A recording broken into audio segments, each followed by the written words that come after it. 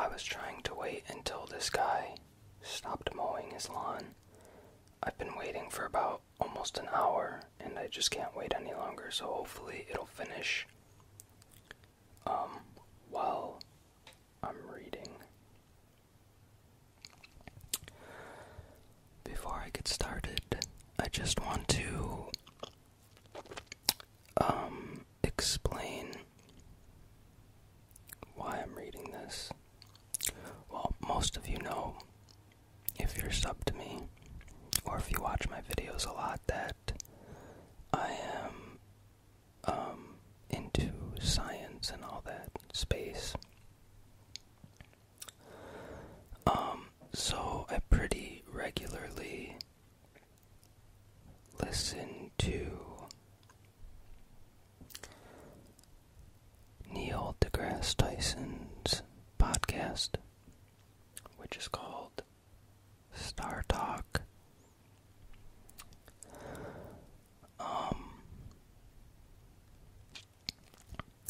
And, I watched Cosmos and all that. I'm hoping for a season 2 of Cosmos. That'd be nice. Anyways, I thought it would be cool to read something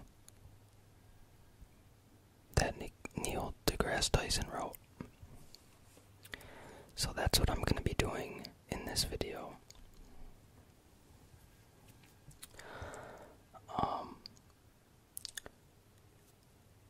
I hope you guys will subscribe and hit that like button if you like this video and you want to see more of this type of stuff. Then let's try to get 35 likes again on this video. If we get 35 or more likes on this video, I will do more science-related stuff in the future. This is called In the Beginning by Neil deGrasse Tyson. Physics describes the behavior of matter, energy, space, and time, and the interplay among them in the universe.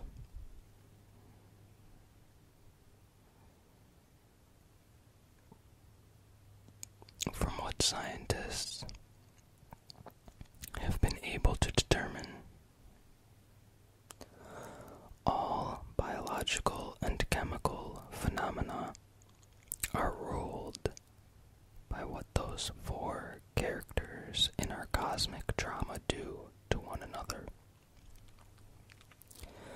And so everything fundamental and familiar to us earthlings begins with the law of physics.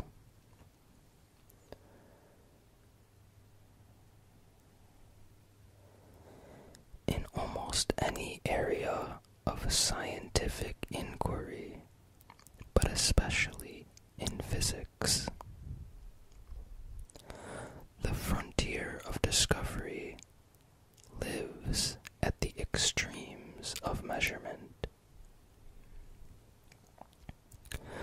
At the extremes of matter, such as the neighborhood of a black hole, you find gravity badly warping the surrounding space-time continuum. At the extremes of energy, you sustain thermonuclear fusion in the 10 million degree cores of stars.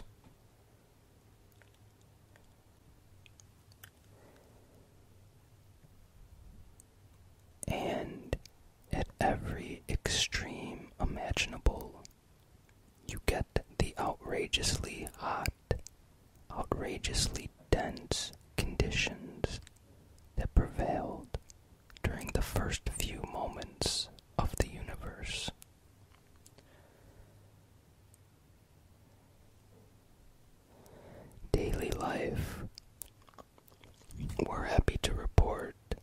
is Wally, devoid of extreme physics.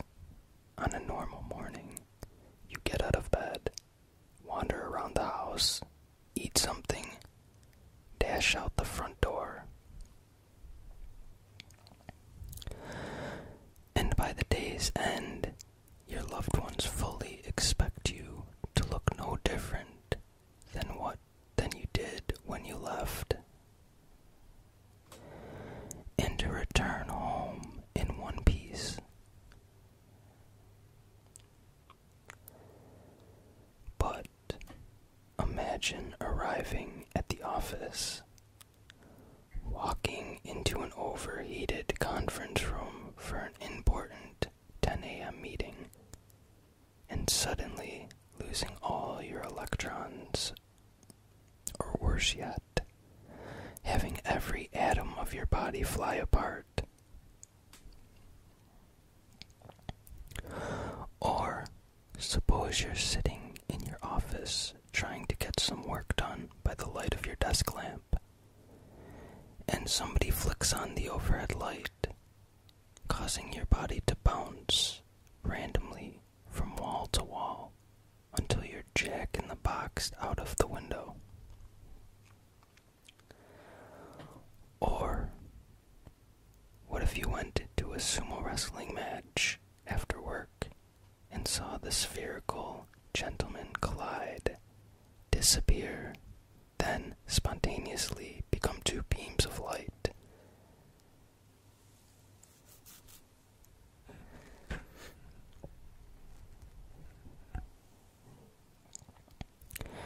If those scenes played out daily, then modern physics wouldn't look so bizarre. Knowledge of its foundations would flow naturally from our life experience, and our loved ones probably would never let us go to work. Back in the early minutes of the universe, though that stuff happened all the time, to envision it and understand it, one has no choice but to establish a new form of common sense, an altered intuition about how physical laws apply to extremes of temperature, density, and pressure.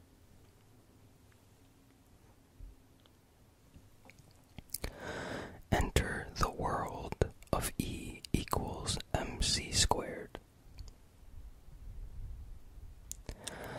Albert Einstein first published a version of this famous equation in 1905 in a seminal research paper tilted on the electrodynamics of moving bodies,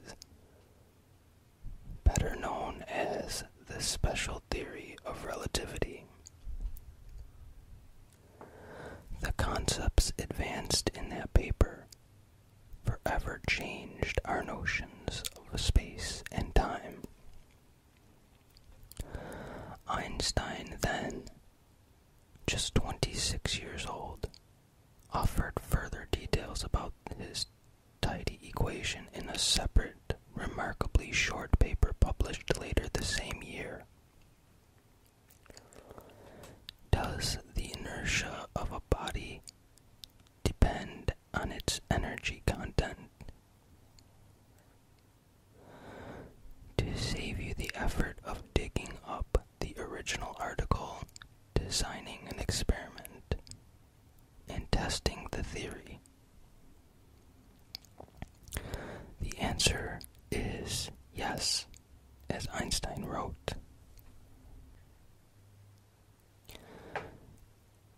If a body gives off the energy E in the form of radiation, its mass diminishes by E divided by C2. The mass of a body is a measure of its energy content. If the energy changes by E, the mass changes in the same sense. Uncertain as to the true this statement, he then suggested, "It is not impossible that with bodies whose energy content is variable to a high degree, i.e. with random salts or radium salts, the theory may be successfully put to the test."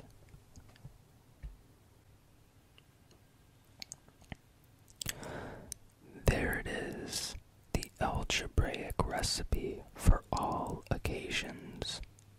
When you want to convert matter into energy, or energy into matter, in those simple sentences, Einstein unwittingly gave astrophysicists a computational tool, E equals mc squared, that extends their reach from the universe as it now is, all the way back to infinitesimal fractions of a second after its birth.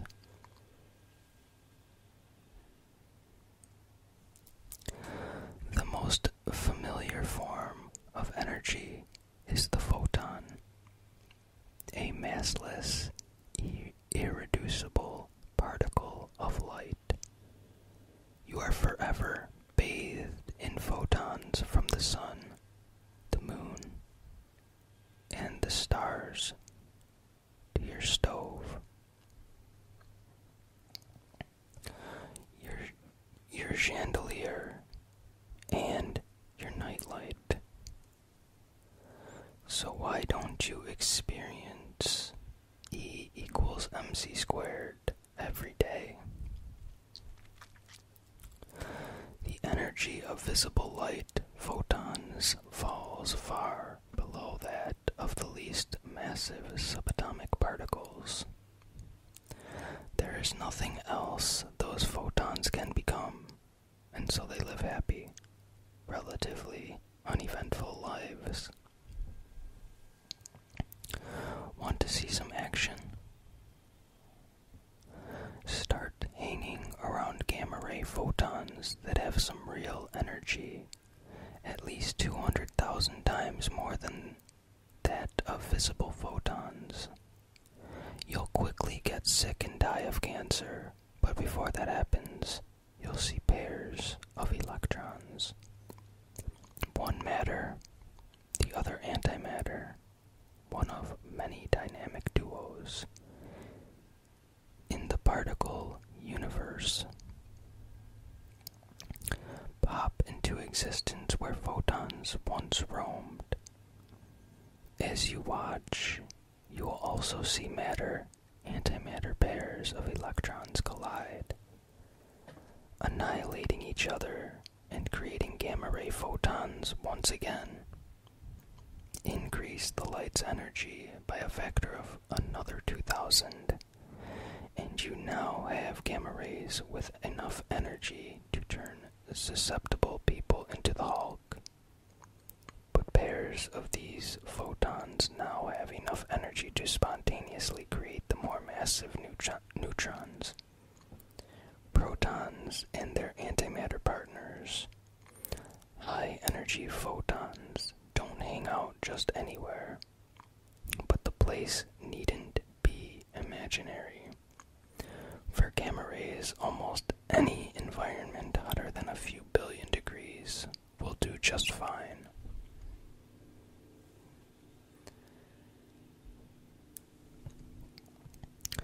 The cosmological significance of particles and energy packets transmuting into each other is staggering. Currently, the temperature of our expanding universe, calculated from measurements of the microwave bath of light that pervades all of space, is a mere 2.73 degrees Kelvin. On the Kelvin scale, 0 is the temperature at which molecules have the lowest possible energy. Room temperature is about 295 degrees, and water boils at 373 degrees. Like the photons of visible light, microwave photons are too cool to have any realistic ambitions to become a particle via E equals mc squared. In fact, there are no known particles that can spontaneously become yesterday. However, the universe was a little bit smaller and a little bit hotter. The day before, it was smaller and hotter still. Roll the clocks backward some more, say 13.7 billion years, and you land squarely in the primordial soup of the Big Bang, a time when the temperature of the cosmos was high enough to be astrophysically interesting.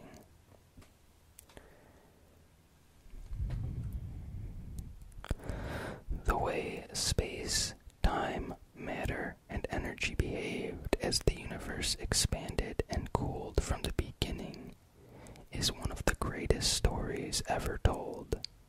But to explain what went on in that cosmic crucible, you must find a way to merge the four forces of nature into one, and find a way to reconcile two incompatible branches of physics: quantum mechanics, the science of the small, and general relativity, the science of the large.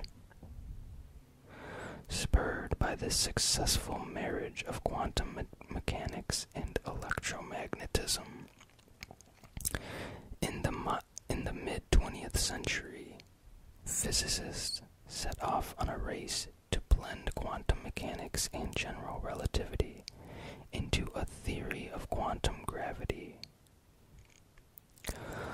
Although we haven't yet reached the finish line, we know exactly where the high hurdles are.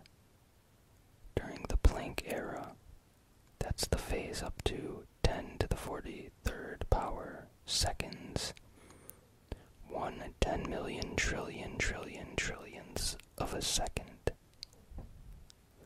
After the beginning, and before the universe grew to 10 to the 35th meters, 100 billion trillionths of a meter across, the German physicist Max Planck, after whom these unimaginably small quantities are named, introduced the idea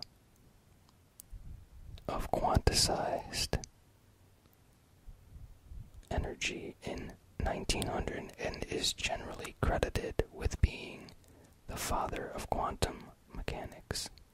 Quantized energy. I think I said that, I'm not sure.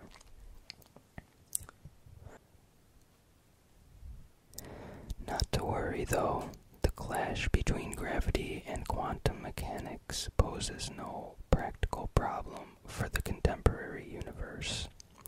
Astrophysicists apply the tenets and tools of general relativity and quantum mechanics to very different classes of problems. But in the beginning, during the Planck era, the large was small, and there must have been a kind of shotgun wedding between the two.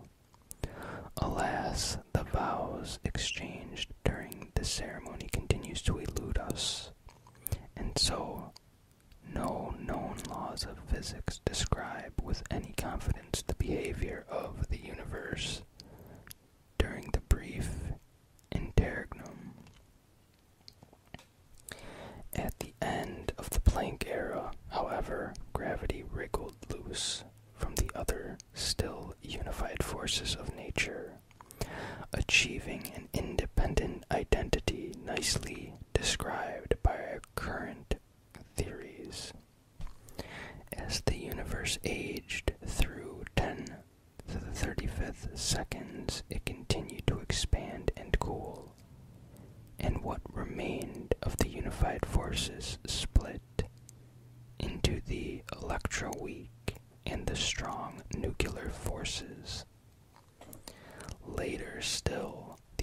electroweak force split into the electromagnetic and the weak nuclear forces, laying bare the four distinct forces we have come to know and love.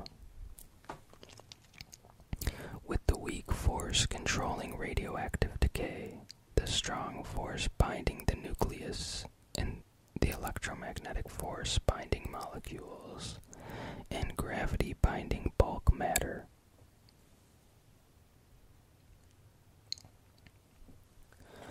By now, the universe was a mere trillionth of a second old, yet its transmorgified forces and other critical episodes had already imbued our universe with fundamental properties, each worthy of its own book. While the universe dragged on for its first trillionth of a second, the interplay of matter and energy was incessant. Shortly before, during, and after the strong and electroweak forces parted company, the universe was a seething ocean of quarks, leptons, and their antimatter siblings, along with bosons, the particles that enable their interactions. None of these particle families is thought to be divisible into anything smaller or more basic. Fundamental though they are, each come in several species. The ordinary visible light photon is a member of the boson family. The leptons most familiar to the non-physicists are the electron and perhaps the neutrino, and the most familiar quarks are, well, there are no familiar quarks. Each species has been assigned an abstract name that serves no real philosophical purpose except to distinguish it from the others. Up and down, strange and charmed, and top and bottom. Bosons, by the way, are simply named after the Indian scientist. I'm going to butcher this. Satindranith Bose. The word lepton derives from the Greek leptos, meaning light or small.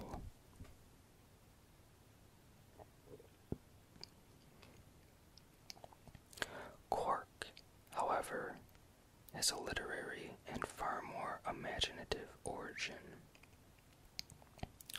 The physicist Murray Gell-Mann, who in 1964 proposed the existence of quarks, and who at the time thought the quark family had only 3 members, drew the name from a characteristically elusive line in James Joyce's Finnegan's Wake. 3 quarks for muster mark. One thing quarks do have going for them. All their names are simple, something chemists, biologists, and geologists seem incapable of achieving when naming their own stuff.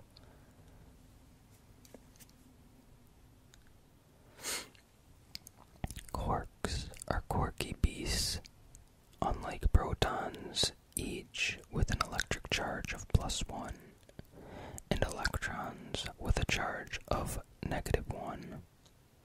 Quarks have fractional charges that come in thirds, and you'll never catch a quark all by itself. It will always be clutching on to other quarks nearby.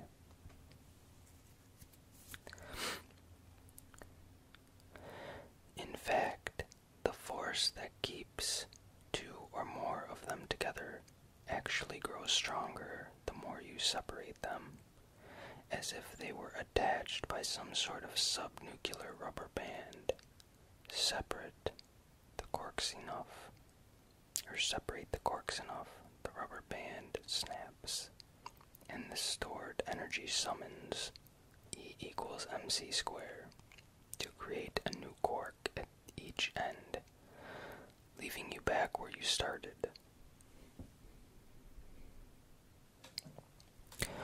But during the quark-lepton era, the universe was dense enough for the average separation between unattached quarks to rival the separation between attached quarks.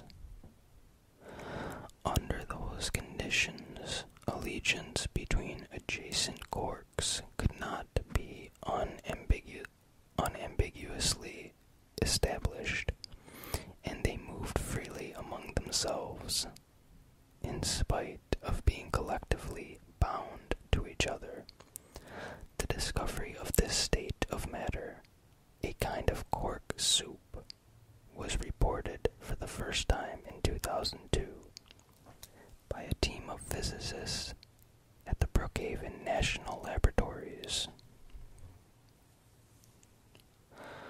Strong theoretical evidence suggests that an episode in the very early universe, perhaps during one of the force splits, endowed the universe with a remarkable asymmetry, in which particles of matter barely outnumbered particles of antimatter by 1 billion and 1 to 1 billion.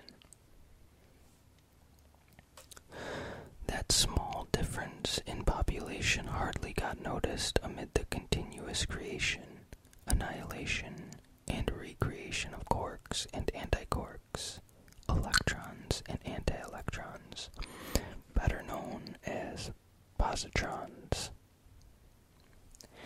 and neutrinos and antineutrinos. The odd man out had plenty of opportunities to find someone to annihilate with, and so did everybody else, but not for much longer. As the cosmos continued to expand and cool, it became the size of the solar system, with a temperature dropping rapidly past 1 trillion degrees Kelvin. A millionth of a second had passed since the beginning. This tepid universe was no longer hot enough or dense enough to cook quarks, and so they all grabbed dance partners, creating a permanent new family of heavy particles called hadrons. From the Greek hadros, meaning thick, that quark to hadron transition soon resulted in the emergence of protons and neutrons, as well as other, less familiar heavy particles, all composed of various combination of quark species.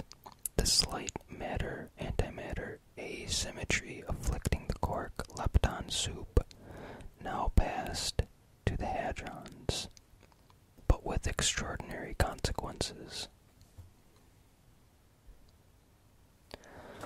As the universe cooled, the amount of energy available for the spontaneous creation of basic particles dropped. During the hadron era, ambient photons could no longer invoke E equals mc squared to manufacture quark-antiquark pairs. Not only that, the photons that emerged from all the remaining annihilations lost energy to the ever-expanding universe and dropped below the threshold required to create hadron-antihadron pairs. For every billion annihilations, leaving 1 billion photons in their wake, a single hadron survived. Those loners would ultimately get to have all the fun, serving as the source of galaxies, stars, planets, and people. Without the 1 billion and 1 to 1 billion universe would have annihilated, leaving a cosmos made of photons and nothing else. The ultimate let there be light scenario.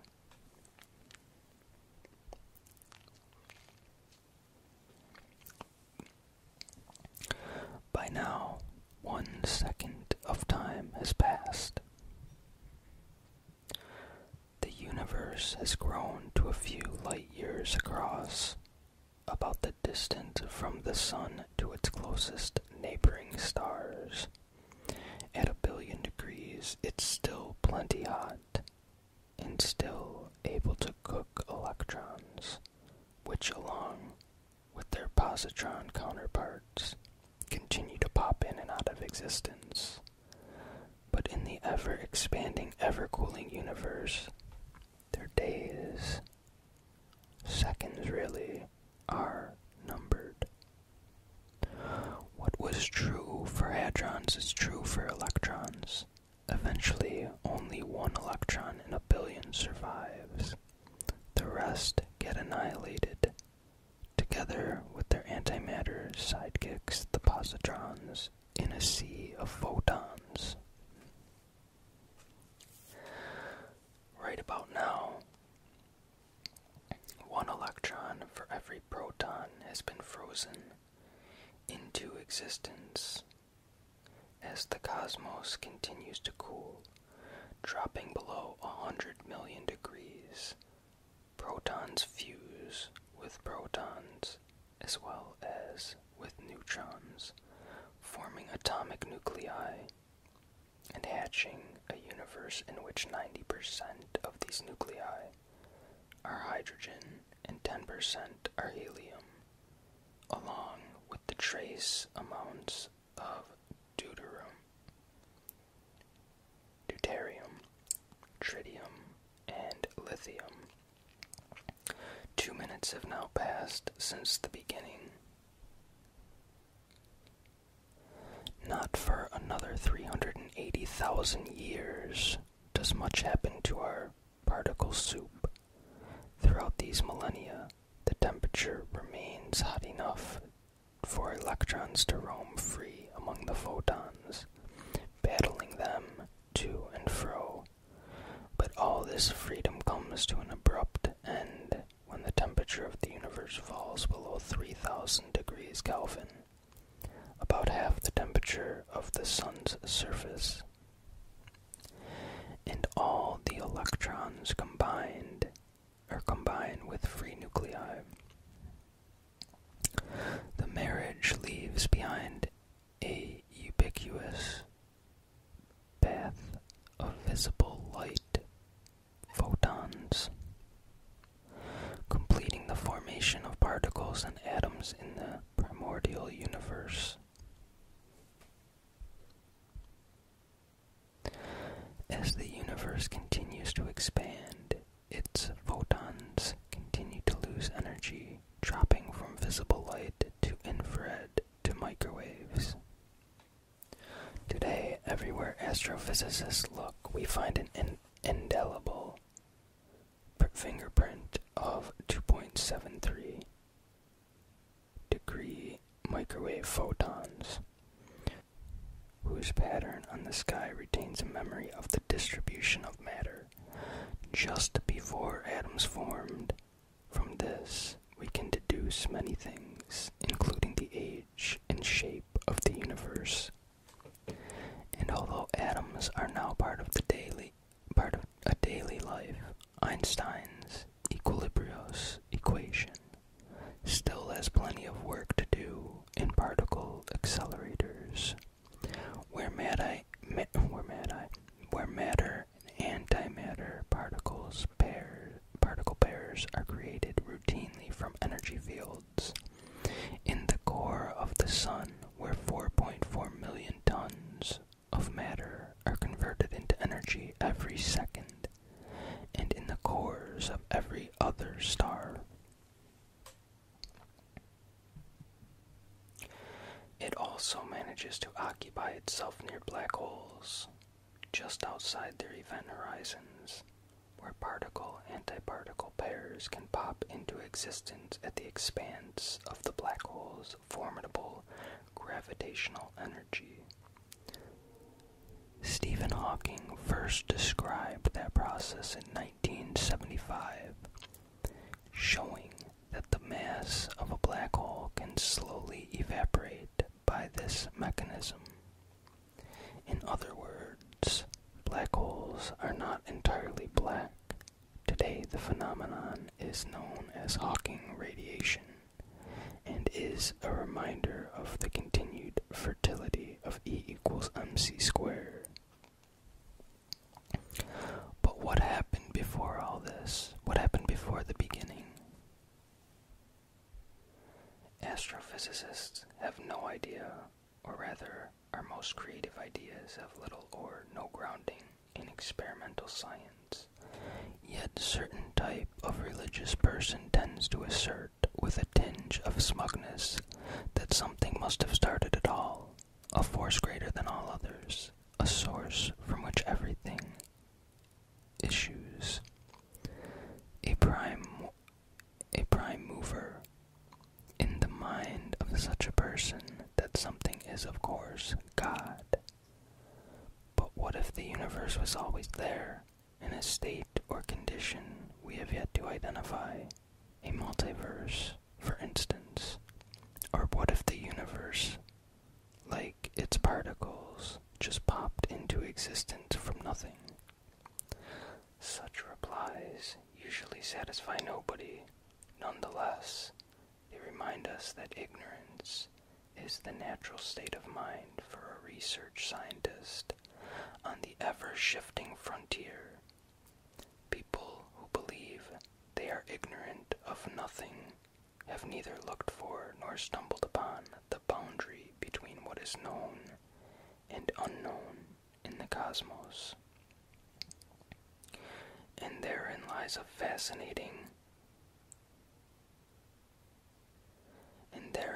fascinating dichotomy. The universe always was, goes unrecognized as a legitimate answer to what was around before the beginning. But for many religious people, the answer God always was, is the obvious and pleasing answer to what was around before God.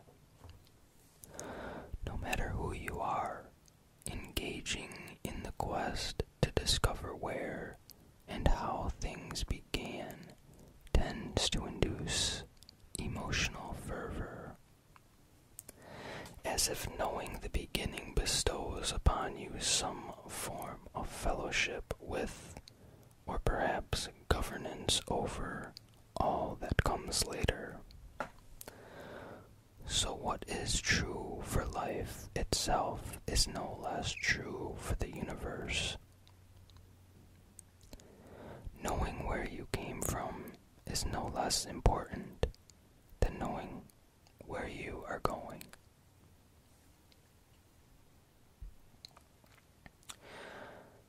And that is all I have for you today.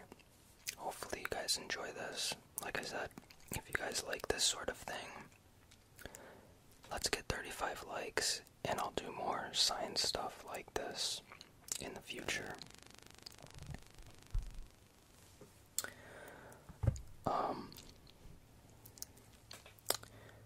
I know a lot of it can be kind of technical, so that's why I'm saying just make sure you give me 35 or more likes so I know if you actually enjoy this type of thing. I think this was written back in 2003, but I think it's pretty good. Yeah, September 1st, 2003.